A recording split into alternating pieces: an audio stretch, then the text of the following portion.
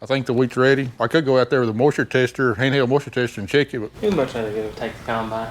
it's a lot more fun to take combine out there. It's time for the day that every farmer lives for. You find out if whether or not you tighten all the nuts and bolts on the combine that you worked on this winter. All right, here we go.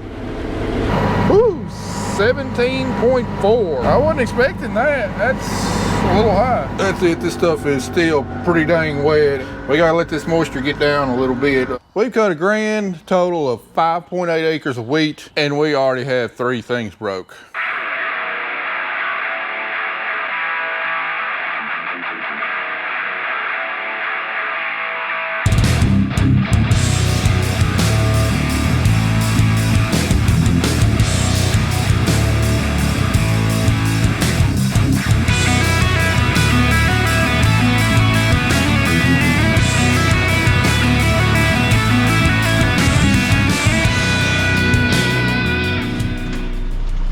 Ladies and gentlemen,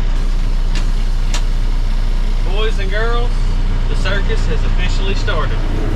Kelly just got started on the planter behind me. I got far enough out in front of her. Put no soybeans in the ground. Sure, she's trying to get her feet up under her on remembering how to work that planter. It's been a solid year since she run it. Plus we got those 2 other systems on there she's having to figure out how to operate. Okay, so I had to phone a friend. I always use search fields, right? And sometimes they're in there, sometimes they're not. I did not know that you could actually go to that and find all your farms. So that's something new. He's like, I've never used search your fields. I'm like, that's what I do. I search my fields. So there's my field. I'm gonna start working. So we're gonna start going. There's so much crap in here. It's like Nassau. And that does not need to be serviced, so we're gonna get, I'm just gonna get ahead and go. And then I get in and I find my field. I wanna do, where are you? Hello, where are you, field? There we go. And we're gonna do,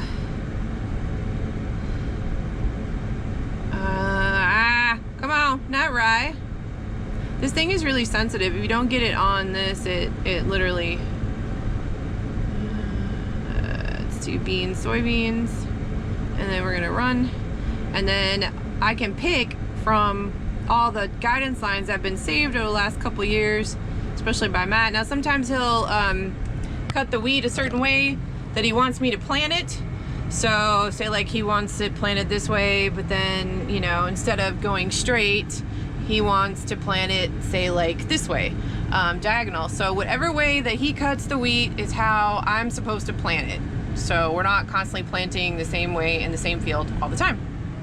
Very scientific. Hey Carter, you do know that there's lights on my combine that start to go off when the combine's almost full, so you can be here waiting on me when I'm ready to dump. All right, it's snack time. Apparently I got a new friend in New Zealand who likes the channel and thought I needed some extra snacks for the combine. Sent me a box of chocolates, some Whitakers. I started out with a creamy caramel. Never heard of Whitakers. I don't even know if it's available in the US. I know it's made in New Zealand where this guy's at, but it's pretty good. I like it, especially the caramel. Really appreciate you sending that. It's gonna help keep me fueled up for the rest of the day.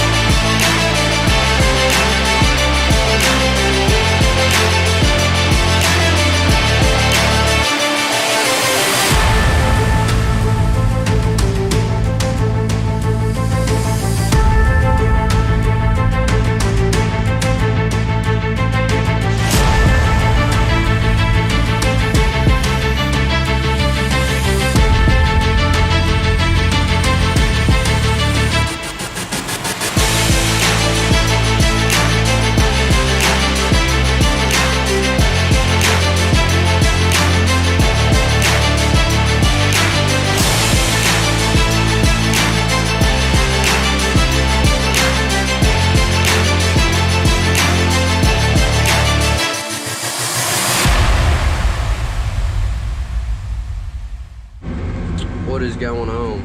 We're waiting on Zach to come on back from the shop. I had to go drop him off. Big deal. Look at that.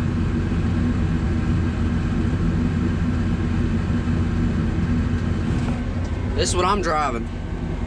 Since a lot of people don't know what it's like to drive a tractor, here you go. You're sitting in a cab like this. This, you know, you can drive with it if you want to, but this raises the auger. This opens up the, whatever you call it, crap, the, you know, it's PTO. That's how much weight I got in there right now. You can see here, we got our cameras. I'm trying to wait for Zach to get here so I can show you how to drive it. Alright, we got done with this side of the farm. Kelly's over there trucking along. Now we got across the road. We got like 3 acres across the road, and then our first farm of wheat will be done. Like I say, yields about where I thought they'd be. Looking good. So yield monitor showing 84 bushels an acre on this farm, which is about in line. I was hoping it'd be a little bit higher, but I really wasn't expecting it to be. I just kind of wish I was selling this for over $10 a bushel, which is what the market price is for it now, rather than the, I don't know, probably the average price of $6.50 to $7 a bushel that I'm going to receive, because I booked it so long ago when I thought we had good prices. Ah, you want to race, Ricky Bobby? You want some of this? Come on, Carl, let's see what you got. Ricky Bobby. Oh, you want to race, Carter, huh? Is that what it is? Slow. They called his old man slow. Kind of hurts my feelings. I have to get on the motorcycle and show him what slow is. Huh?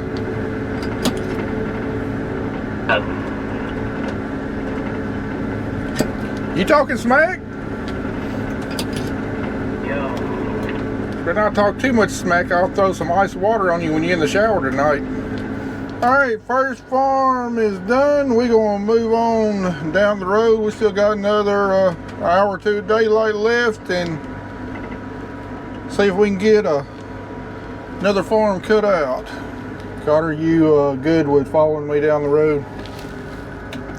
Yeah, just let me know where I need to go. I'll wait on you to get done dumping. You just follow me.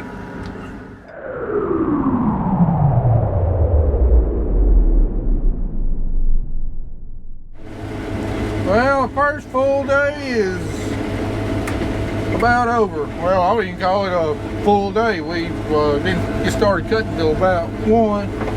I haven't turned the key off, but everything is still in one piece. Nothing fixed in the water. Do what? How much longer are we going to run for?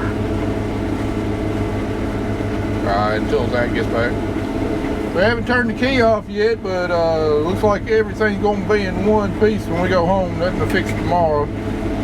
We've had a great day. Yeah, whenever I do shut down, we'll cover about 62 acres. I mean, 62 acres in 3/4 of the day compared to probably 50 to 55 acres on a hard day last year.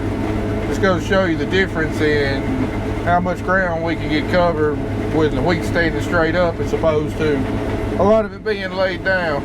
I still haven't figured out these yields. I mean, this farm's yielding about the same. I mean, you get out here in the middle, I mean, it's yielding good, you know, 90 to 110, but around the edges is just really crap, you know, 60, 70 bushels. I don't really know why. I mean, all of our nitrogen is evenly applied, you know, and for winter crops, you know, you don't have the effects of the trees shading the crop out, because during the winter, I mean, there's no leaves on the trees, so. Plus the trees aren't actively pulling moisture in from the edge of the field, so. I don't know. Some places are, you know, around the edges, and then a few places out here in the middle are just plain thin. I don't know if it was too much water or wrong time on certain spots of the field with the soil type or what. I don't know. But overall, I can't complain. You know, we're making about average yields. And the average I expect is generally probably it's quite a bit better than what the county average is. Got a nice, pretty sunset over there today. I sure do like these days in June though. I mean, you can work in the sunlight all day and you put in a long, long day. I mean, we're, what, 9 days away from the longest day of the year. Got plenty of daylight hours as opposed to, you know, when we get to the fall, especially late fall. Sometimes it seems like you're working half the day at night. Anyway, I'm gonna finish this load out and then blow the combine off and head to the house. I'll see y'all back here in the morning.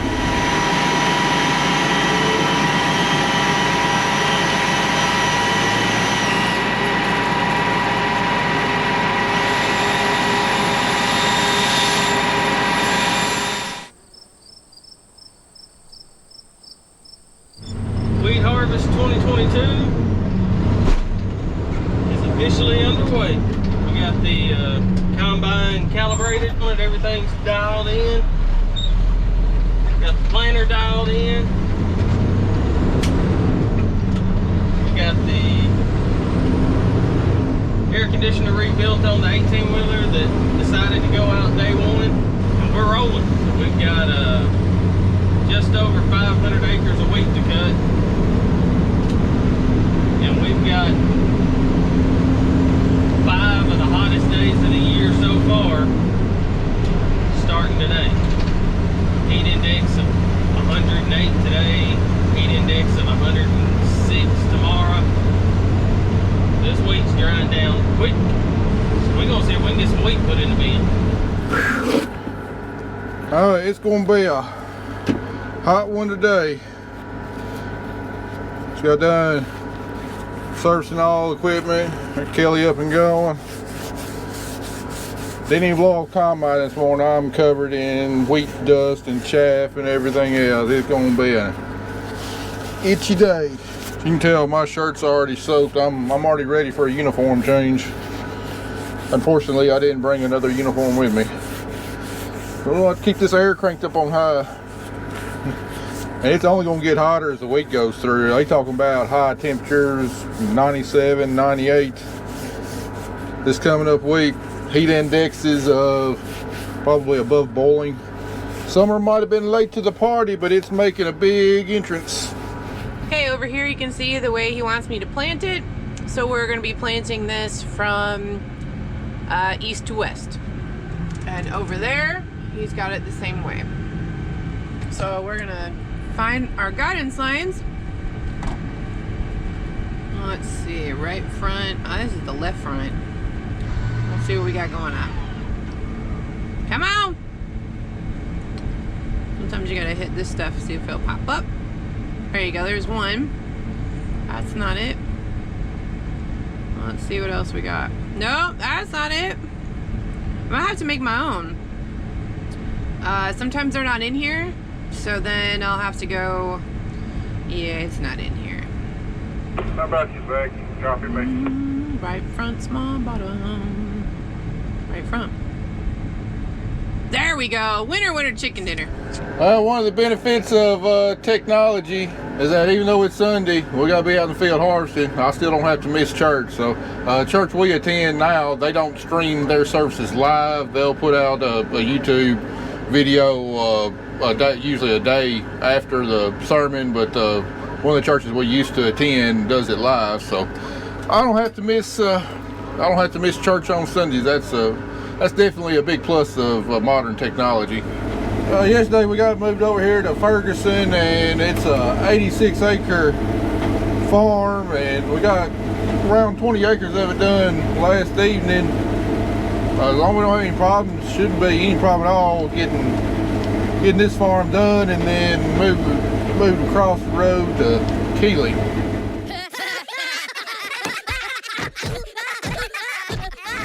Old Connor handling that green boogie like a champ. Kelly kind of having to pick her spots here and there, cutting around where I've cut and everything.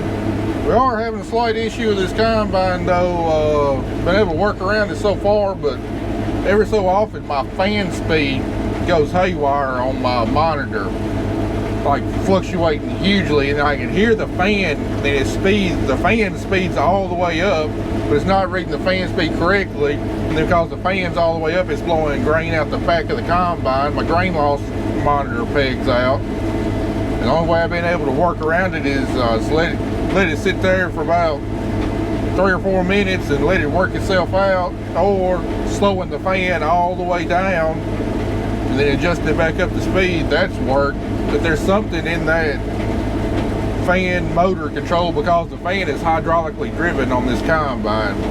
So there's something squirrely. I don't know if it's in the motor and the speed control or what. So far I've been able to work around it, but might have to get a tech out here.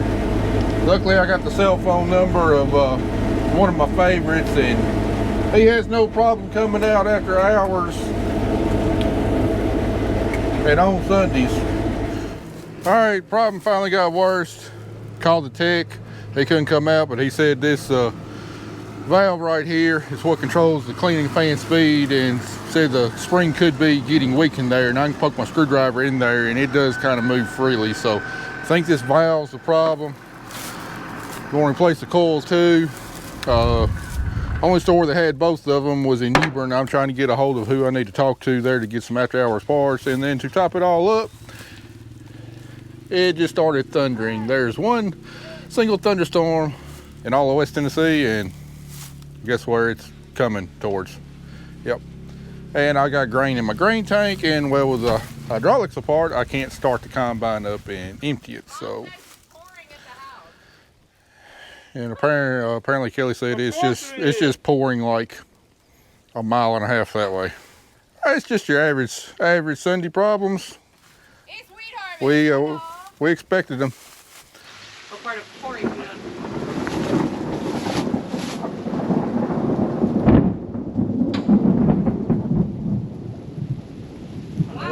Why are you saying that to, like, you've already pissed off Mother Nature, and then you said a lightning strike will happen right here? We have to laugh at this. If it's gonna happen to anybody in West Tennessee, it's going to happen to us. On the Baileys, they're cutting right now too. And the shops are cutting too, but I can guarantee it ain't raining there. It's raining in one little spot, and it's here. What's that saying? When it rains, it pours? Now we do have a little makeshift shelter here, though. I don't think that hat's going to help you much. It's just it's laughable at this point because it always happens. Problems come in threes. Well, we got the hydraulic problems. Now we got the rain. What's going to be number 3? Is lightning going to strike here in the wheat field and set everything on fire? Yep, one storm in West Tennessee.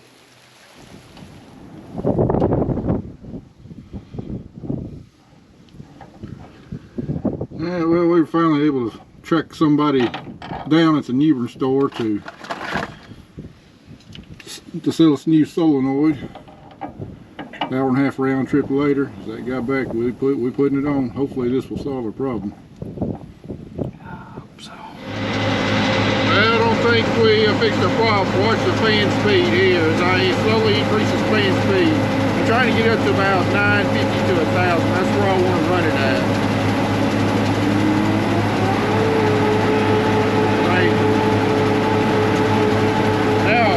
You can hear that it's going haywire down there. It's like warp speed. And I have to hold down to slow it down, and then it'll start reading again.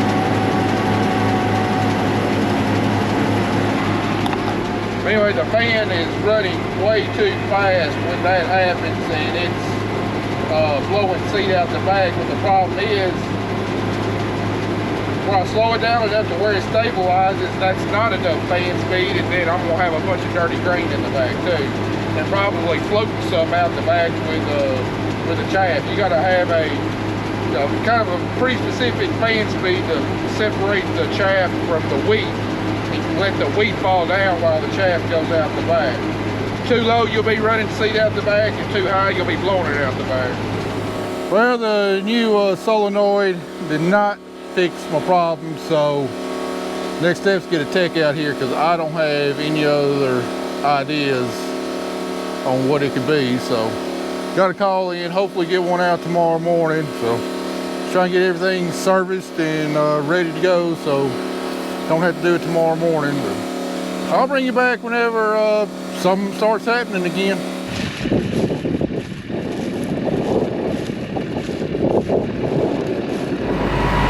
After doing some research last night, he thinks that it could be the sensor, because the sensor helps control speed also. Which would make sense because it wasn't, you know, reading speed accurately.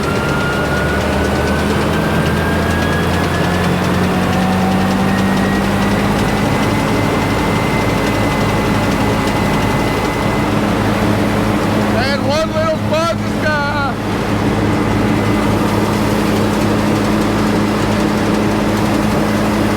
This is become laughable right now. Got rain coming down on us.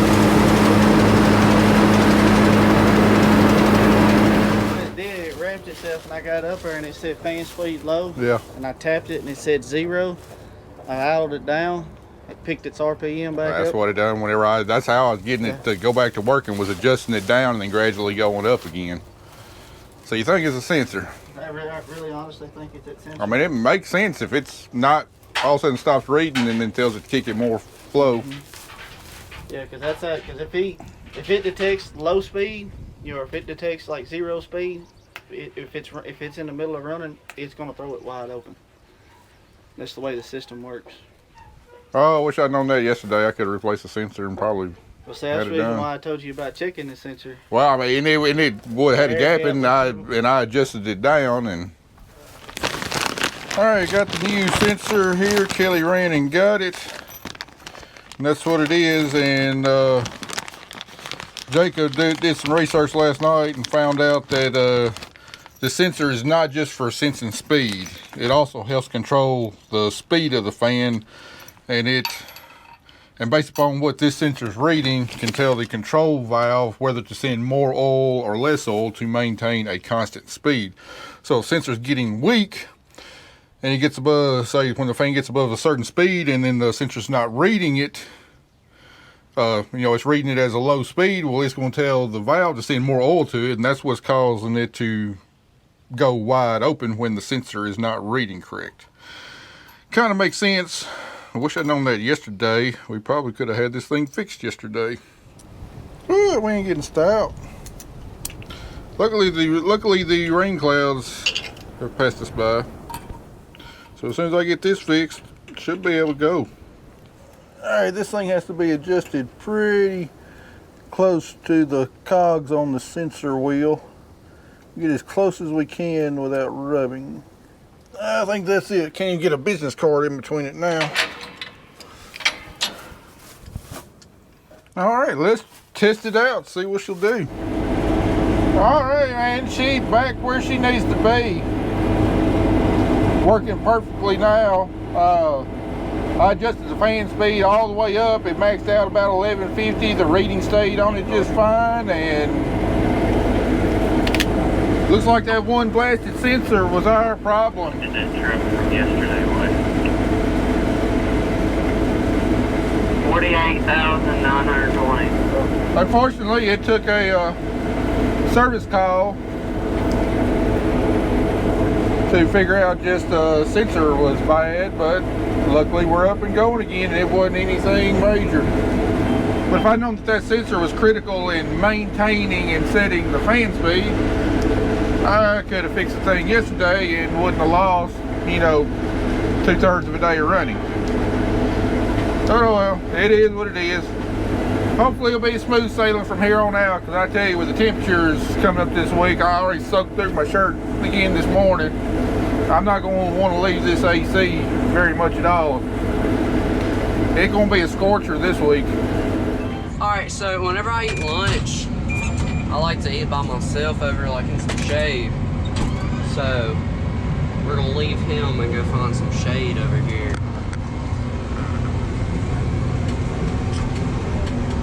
Feels like I'm in Farming Simulator. I think I'm gonna go, I don't know yet.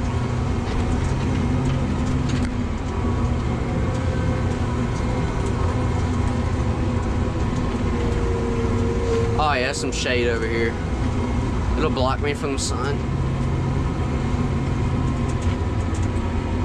Alright, I'm gonna back this up. I learned this as a trick. If you angle the buggy right, you won't get any sun in your face. So hold up. Watch, I'm gonna kick it like this, and then bam. See, he's over there, and I got all this shade. You see how much shade is over here compared to that? Man, I'm about to eat my lunch. Alright. I gotta turn this thing off. Oh, there it is. Yes, sir. Hey, we can use some lambda instead of asphalt to get those 3-corner alfalfa hoppers. We need to put out a rate of 3.2 ounces per acre. So see if we got at least 200 ounces of some lambda either the 1 pound material or the 2 pound material down there in the chemical shed. If it's a 1 pound, if it's a 2 pound material like the lambda T2 or something like that, we can go with 1.6 ounces per acre. But just check and see what we got down there in the shed before I get Todd to bring some out.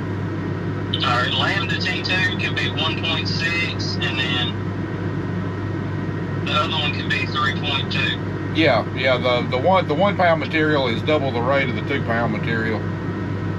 Okay. All right, yeah, I'll double check and see what we got. All right. Bye. Well, we found out that Thrive on Cotton I've been talking so much about, it's awesome on thrips. Hadn't had to spray it off for thrips. But because we didn't spray it for thrips, 3-cornered alfalfa hoppers have moved in and are destroying my stand. Like between 25 to 50% of the plants out there